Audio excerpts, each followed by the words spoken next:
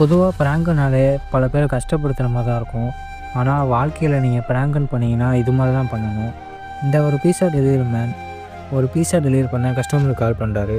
அவரு கையில பணத்த வச்சுக்கிட்டு போய் அத வாங்குறாரு. அந்த பீஸா பாக்ஸ வாங்கிட்டு, அதில பீஸாவ எடுத்துட்டு உள்ள பணத்த வைக்கிறாரு. அத அந்த டெலிவரி பாய்ட்ட குடுக்குறாரு.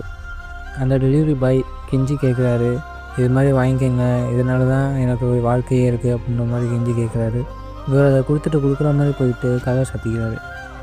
கொஞ்ச நேரம் கழிச்சு அந்த டெலிவரி மேன இவங்க ஃபாலோ பண்ண ஆரம்பிக்கிறாங்க. ஃபாலோ பண்ணி பின்னாடியே போனா சிக்னல்ல ஒரு இடத்துல நிக்கிறாரு. அந்த இடத்துல அவர் கண்கலங்கி அழுவுறாரு.